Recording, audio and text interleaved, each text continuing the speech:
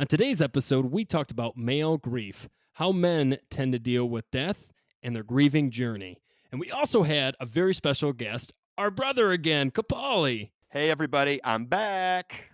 So tune on in. Let's talk about death, baby. Let's talk about grief and mourning. Is it argumental or existential? What's it mean to me? Let's talk about death. Hi, I'm Benny Kapal, and I'm a funeral professional. And I'm Nicholas Kapal, a psychologist. Hey, Nick, let's talk about death. Let's do it. All right, Dr. Nick, we're back. Another episode, and we have quite the guest again. A new year, a new Tier? tier. A new tier. If you could cry and laugh with us. Here we go. We got Kapali on today, our brother. Thanks, Kapali, for being on again. I appreciate it, guys. Thanks for having me again. All right. Today, Doc, we're going to talk about male grief. Doc, if you want to kind of get into this, why did we pick male grief? What's been going on in the psychology world with this? Well, I think it's just important to, I guess, discuss that there could be some cultural / gender differences when it comes to how we as a society grieve. I think it's important to, when you look at people that come in and grieve, as a funeral director or as a psychotherapist or just a person in general who's dealing with someone who's in grief, I think it's important to keep in the back of your mind that there could be, I don't know, maybe some cultural differences or gender differences in how males are supposed, and I put those in quotes, Okay. supposed to grieve, right? So we could talk about things like the idea that men are raised with this belief of the stiff upper lip or the, pull yourself up by your Boys don't bootstrap. cry. Boys don't cry, right? You don't cry. You're supposed to stay strong or, just get over it or walk it off. All these terms that we hear as men on a general basis when we're growing up. And that obviously has an effect on how we grieve as an adult. Yeah, like the responsibility too, right? Like now you're the man of the house, so now you have to basically run everything. So I think we're gonna delve into a little bit of gender roles, but we realize we understand not everybody follows this by any ways, form, or shape. We're just kind of outlining some of the experiences we've had with males dealing with grief. Kapali, Doc, and I are all males, so we can talk a little bit on this. What I find in the funeral home setting is the males tend to be the quieter ones. They tend to, especially in the arrangements, they let, if there's women, they usually tend to let them kind of take the reins, pick out like the cards, the thank yous, the books, etc. And they're the ones that I usually find will be like scanning the room, Doc. Like they're trying to understand what really is going on. That's my first, like the first side of it. When it comes to the funeral side, they tend to not want to, I hand out tissues and I realize like a lot of the time men won't grab them, even though like literally they're soaked, right? They're soaked to the brim. The women are grabbing like 4 or 5, and yet again, this is my experience. I'm not saying everybody's like this, but the women tend to come up and they're grabbing 5 or 6, and the men they just kind of are like no, and walk away, like almost they're embarrassed that I'm even suggesting giving them a tissue, right? And I think that's what we want to talk about, right? Is that's the problem. I actually find the more emotional men are, the stronger they are. Not necessarily just with their grieving process, but just in general. I think the men that are able to address their emotions, in my opinion, are stronger. Like they have a better platform to work on their grief. Would you agree with that, Doc, or do you have different feelings on that? Well, I think that men tend to, in research, some studies show that men are a lot more susceptible to using logic when it comes to grief. That's where their focus ends up being, versus women tend to go more towards the emotional side. And this kind of goes again to how we raise children in general. Women, young girls, we teach them to talk to each other and to explore emotions and be able to talk about hard things. Whereas men, we want to focus more solution focused. So the job needs to be done, life needs to keep living, so you got to figure out how to move on. So when it comes to grief, obviously, if you can put two and two together here, that when you talk about the men coming in and looking around, and logically they've basically shut down the emotional side of their brain and is focused more on what needs to be done, the task at hand. So for example, if it's a widow, he may be thinking like, oh, is everybody comfortable in this room? Is there enough pamphlets around? Is there enough prayer cards around? Is you know things like that to basically preoccupy his mind, so he doesn't have to go to the emotional side. So if we're talking about this idea of men maybe not grabbing the tissue again because they're distracting themselves with all these um, things that need to be done, that they're not actually connected to the emotional side yet. Doesn't necessarily mean that they're not feeling pain, they're not hurting. It's just because of their worry and their shift in focus from emotion to logic, that's where they're at. If that Kapal, makes sense. yeah, no, it makes sense, and I'll get back to that point. But Kapali, what's your initial thoughts on this? Like, what's your experience yourself? Well, I agree with what you said earlier, Benny. I think it's really important and healthy to grieve. And as a man, I think there's, I mean, it's not easy, right? It's not easy to be vulnerable around people. And I think you said it best. We were raised to kind of believe, above all things, be a man.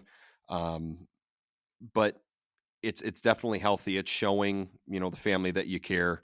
It's showing other people that it's okay to be sad. It's okay to, to feel sorry. And especially the more important somebody is, the harder it's going to hurt, right?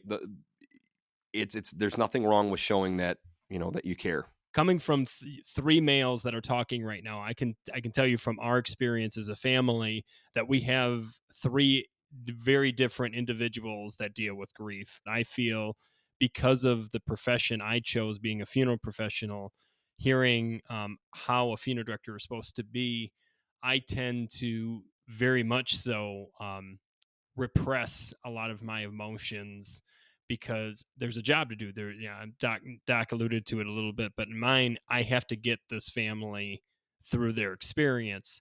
The problem that I'm finding the more I'm getting into my profession is when it bleeds out into my own grief, or when I'm dealing with grief through my own individual family, et cetera, it's hard to let go of the director side of me.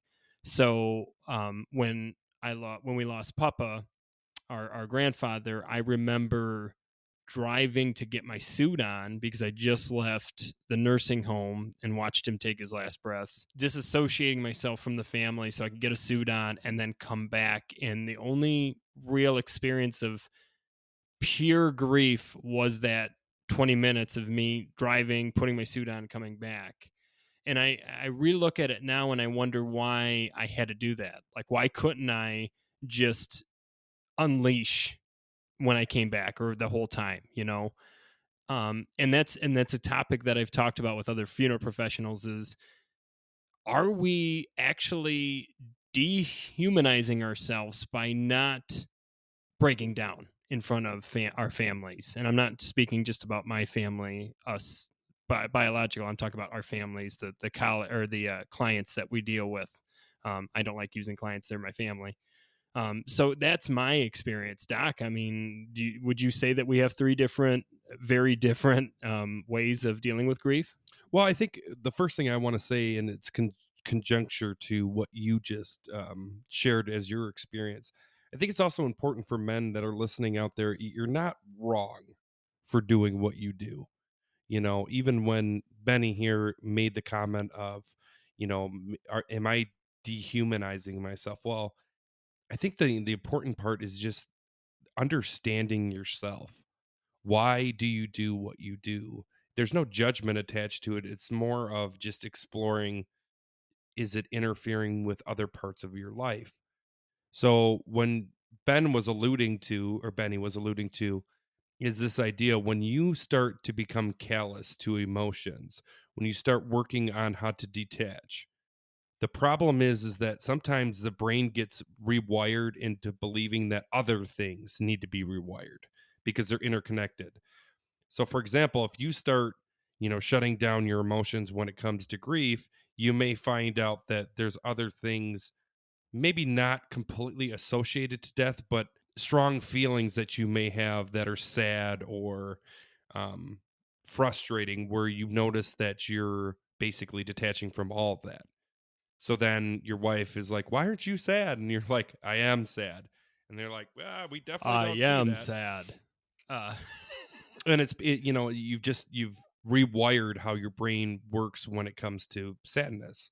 We have a lot of power and control over our thoughts, and if we change our thoughts, it also has the opportunity or the chance to change some of the other beliefs or mind body connections that we've already associated with that, if that makes sense. So I guess what I was trying to say to wrap around, because I think I went on a tangent there, Just keep wrapping around, Nick. Just keep is wrapping this around. idea that don't judge yourself. If you catch yourself at a funeral and you're really logic focused and you're worried about everybody else, I think that's important. It's just showing that you really care and you want everything to run smoothly. But I also think that you really need to look at yourself at the end of the day and say, "Hey, am I grieving?"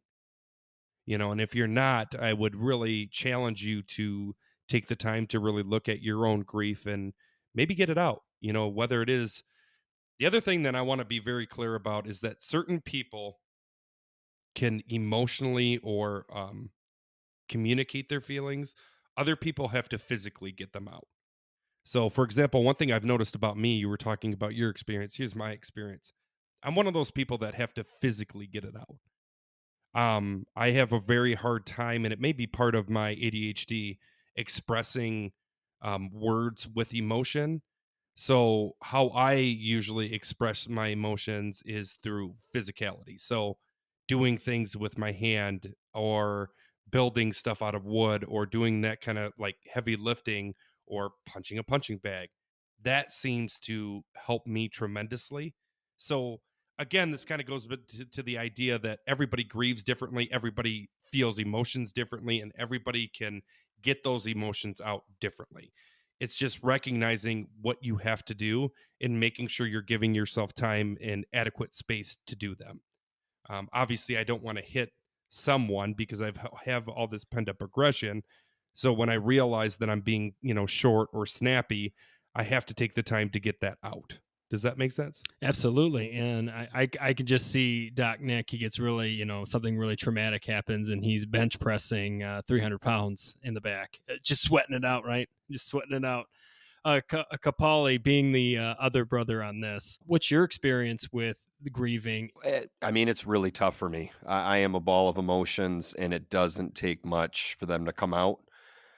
And talking about being a funeral director and compartmentalizing, I don't understand that. Like, I understand it. It makes sense, the concept of it, but I don't experience that.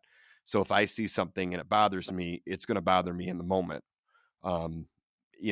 Full transparency, I was emotional on the drive out here. I heard a song that just hit really hard and started tearing up. And going back to why this is a good question for both of you. Why is crying or tears specifically a sign of weakness? Why do you think people associate that with, being puny or weak, or like, why? My honest opinion is because I think crying is associated with being a baby. That's what babies do. Babies do not have the vocabulary nor the emotional maturity to do anything else but cry. When they're angry, they cry. When they're sad, they cry. When they're hurt, they cry. When they're hungry, they cry, right? So I think what it is it's a weak. It may not even be looked at as a weakness, more of as an immaturity. I think for a lot of people, it's too vulnerable, right? what more vulnerable can you be than a sobbing, and I'm saying this in quotes right here, like a sobbing mess, right? How you can't be any more vulnerable, right? You might as well be in the fetal position, right? Because I think that is, and I think for a lot of people, that's showing everything, right? That's you're tearing down a wall, especially in the society where men need to be manly men. But it's interesting because Dad has always said this to families, and now I say it to whenever I talk at schools. It's very interesting when you watch like the Super Bowl, right? And you have these very, very in America's view, right? These manly men, these very strong athletes, right? And when you watch the Super Bowl, whether these teams win or lose, when the camera pans on them, when the confetti's falling, what's everybody doing? And they're all crying, and that's acceptable. But going to your grandmother's or your mom's or dad's funeral and shedding tears, that's embarrassing, because that's the other thing you hear all the time is, I'm sorry, right? I'm sorry that I'm crying. I'm so sorry I lost it there, right? And I'm really trying to change the vocabulary that you have nothing to be sorry about. That is beautiful. That there's not it's interesting because I honestly think people crying at a funeral is the most beautiful thing that you can give to somebody to tribute them, right? But also, it's very hard for me to cry, so I need to kind of follow my own words. I think that when I wasn't meaning that people who don't cry at funerals are weak or they're wrong. I think the thing that I would like to challenge, like you always say, is be in that moment, though, because I find a lot of people too will say what they experienced at a funeral very similar to what they experienced at a wedding, their own wedding. They are so lost in everything else, they don't actually experience the funeral. And there's beauty in the memorial service or funeral or a celebration of life. And I think sometimes we as men get lost in the other duties where we don't actually get to experience the funeral or the service. And I really think for a lot of people, that's honestly when the grieving starts. Because when the death first occurs, I think we automatically as humans go into the shock mode, right? You can go back to the 5 stages, right? Denial is the first one. I mean, it's not necessarily what everybody goes through, but I'm just saying that's literally the first step. And, what I find is, most of the time, even at arrangements, they are in a cloud. They're in this surreal cloud that is dealing through this veil that's death.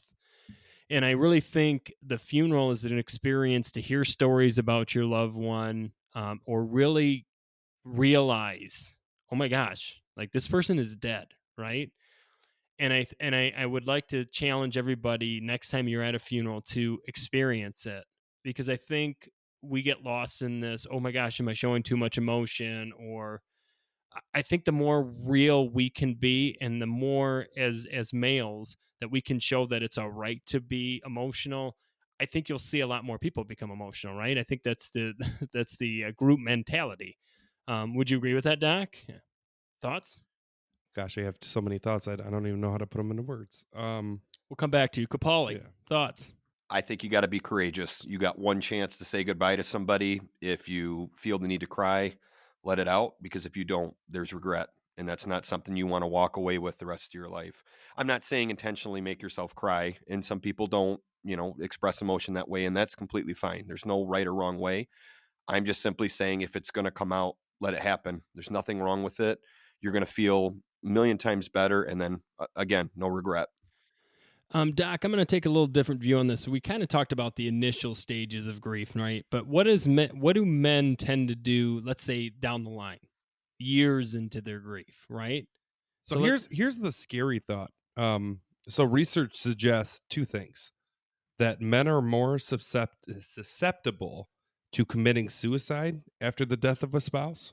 That's one. Interesting. Yeah, well, it makes sense because they bury their feelings and they don't feel like they can talk about it, because asking for help is also considered a sign of weakness. Oh, there you go. So they don't seek out therapy. They don't seek, they tend to cloister themselves. That's the first thing.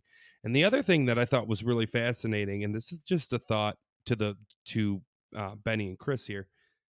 They also found that men are more susceptible to die.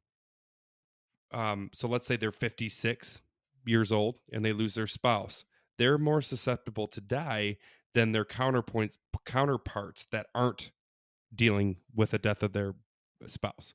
So another 56-year-old that's married, they have a way better Interesting. So chance of living. like where the red fern grows, like the idea that broken like heart, broken soul, right? And what the research suggests is that men are just terrible at it really is really what it's saying. just men are just terrible. Men are just terrible Pretty at, much. well, they don't do self-care anymore. What is They give up. Do you know is it the same for women too, or is this just No, they're just saying this is men. so men who lose their spouse have a higher chance of dying earlier than the ones that don't lose their spouse, Correct. especially at an early So age. what I'm saying is, to me, what that says is a couple things. One, it makes sense because men, again, bury their feelings. They don't talk about it. They don't ask for help. But two, how deep for men grief actually goes. Oh, absolutely, absolutely. That they're willing basically just to give up.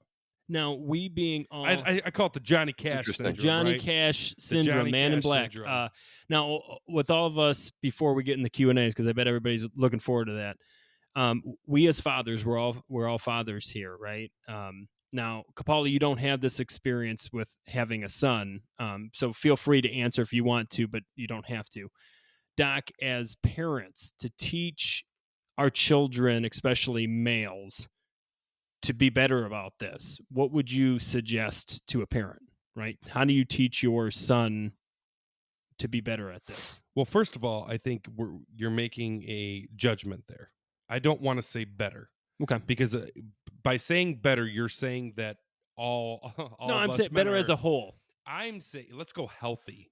Let's go healthy. Change the word better to healthy, please. So how do we make these younger generation boys healthier when it comes to grief? We talk about it. We explore with them that it's okay to have emotions. Are you saying it's okay to talk about death, Doc? But I also think what we could do, which is what I was trying to allude to, is instead of fighting maybe the current of gender bias or, these old traditional ways that men are brought up, let's go with it, but work with it. So maybe it is this idea, hey, listen, when you're really angry, we can go punch a punching bag. When you're really sad, we can go punch a punching bag, right? It doesn't necessarily have to have these long, in-depth conversations about our emotions. We just got to teach our kids that it's okay to have them. And then the behavior that follows them. What is appropriate? What is inappropriate? More to that too. I think showing our emotions in front of them, right? If you feel like crying, do it in front of them. Don't hide behind, show them that it's okay. Like, oh my gosh, daddy's crying. Like, okay, that's acceptable, right? Instead of, no, you can't cry. And then they're confused because they're going to a funeral and everybody's crying except dad. So therefore I can't because dad didn't. You know what I mean? That whole mentality. But if you're also that way too, and you just aren't a crier, make sure to address that to your kids too. Like, hey, even though I didn't cry, it is okay to cry. It's okay to have those emotions. I just don't, me personally, right? Be honest and open. Well, I have those emotions. I just don't display them the same way. Don't display them. Kapali, your thoughts on that? The parenting, or I know you have girls, so what is your thoughts on that? I honestly think you covered everything. The big thing is just being supportive. If a child is grieving, support them any way that you can, and be vulnerable around your kids. Show them it is okay. It's okay that, if you're sad. I like the punching bag thing, though. I do think that's another healthy way to relieve stress. But just be honest, have those conversations, and be supportive. That's really all you can do. Well, Kapali, you know what time it is? I think it's time for Q&A. I think it's time. Q&A, everyone is on sick. Q&A. All right, ready? You ready for this, gentlemen? Yeah. All right. I lost my stepfather to COVID-19. That's the intro. Let's do it. My stepfather was a strong man. It's interesting that we already started off with the idea of a strong man. He had something very few men have the balls to do. He married my widowed mother and raised my brother and I after we lost our father to cancer. I never really appreciated him until it was too late. I wish I could have told him how much he meant to us and how grateful I am to have him in my life. My final words to him over FaceTime was, when you come back home, I ain't calling you by your first name anymore. I'm calling you Dad because that's exactly who you are to me. He understood. He heard. He started crying as soon as I said that, but he was too weak to reply. I'm just glad I got to tell him that before it was too late, but it's still been a struggle to get over his death. I'm going to start. First of all, this is an amazing story. I love the fact that this stepson admits that he wishes he would have done this earlier. I love the fact that he got the opportunity to have closure with his stepdad. And I just love the all out, because this is the perfect scenario of what we've been talking about, right? This is the opportunity. The sad part is, Doc, most people don't get this chance. Well, I think it's also a beautiful thing that it's not his stepdad anymore. Right, it's his dad. It's he his says father. his dad. He says dad. Let's Put a spade where a spade is, right? You Let's call put a spade a spade. Call a spade. You put a spade, you Yeah, call it, call a you spade put a it, spade. you place it back in the deck, So- you flip it on the top. So you're right. You're absolutely right. There's so many times that we don't say I love you, or we don't tell someone how we really feel. And the problem is, and this goes back to my existential beliefs, we you don't you put an know. extra. Wait, hold on. You put an extra like little. We don't know when our time is up, when our number's going to be punched. So please, after this show, go tell people that you love them. When you hang up the phone, say I love you. I don't know how many families I've sat with in my room that do not tell each other that they love each other when they hang up the phone. I tell my best friends that. I know that they're always like, ooh. Oh, Mr. Tough Man over here. But I do. I legitimately tell my close friends every time I hang up the phone, I love you. And I know the first time it probably threw them, but now what I've noticed is that all of them say it back.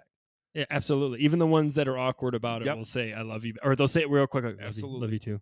Love you. My love dad you. is terrible at this. He does not say this. When He doesn't hangs say up the phone. goodbye. He doesn't say anything.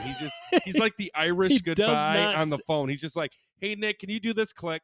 Oh wait. I gotta give Big Dave a shout out, because he also does this on the lawnmower. He'll start a conversation and then start the lawnmower up and move away. So it's like, Ben, make sure you, and I have no idea what he said. No, You idea. just, Ben, the secret is you nod and then you grab like a rake. and you just pretend guess. you're You working. just guess. there you that- go. that you know what he It's- said there. he probably wants Yeah. you to rake something. He probably does. It's always the raking. But no, I think going back to this, first of all, anybody who's lost anybody to COVID, like, my heart goes out to you. This virus is still very real, and it's killing too many people. But I love this experience. I love everything about it, and I think it just goes to show, because Capali and I can tell you, if we had a nickel for everybody who's come in the funeral home and said, I wish I had more time, or I wish I would have said this, or I wish I would have done that, it's a very small thing to take time out to do special things for the ones that you love. And the thing is, the more we love people, sometimes we really take advantage of it. And that's the sad part, is we don't realize that time is very, very, very short and fleeting. And man, just say I love you. Absolutely, Doc. I don't know. This is like, I think this is the best. I know it was a question, but really, to be honest, it's just a great story. Hey, Benny, I love you. Chrissy, I love you. Yeah, Capali. And Kelly out there in the virtual world, we love you too. But I think, did anybody have any closing thoughts on males with grief, or before we say our goodbyes, Doc? I think the last thing I'm going to leave with everybody in the audience who's listening to this is, again, realize that a lot of the things we're talking about, if we're talking about stereotypes, or we're talking about maybe cultural differences in gender, this is ingrained in us. So try desperately not to judge men. We're trying desperately to learn and relearn how to deal with emotions, but it is a process and we will get there. So be patient with us. From Kapali, Doc, and I want to say thank you yet again for listening to our podcast. It has been an incredible journey over a year now, and it's been amazing. If you have questions like the ones we talked about or stories, please send it to us on our Gmail, or let's talk about death pod@gmail.com. Share us with your friends. Literally take time right now. Subscribe to us, like us, maybe send us out to one of your friends or somebody who's dealing with death right now. I'm sure they could use just any support or just anybody talking about it right now. I mean, that's our mission. Let's talk about it. Let's get this out there. Please like us, review us if you have Apple. Go on that. Leave us a really good 5 stars, 7 stars, 13 stars if you're into that. And just like always, if you're not talking about death, you're not living. Thank you.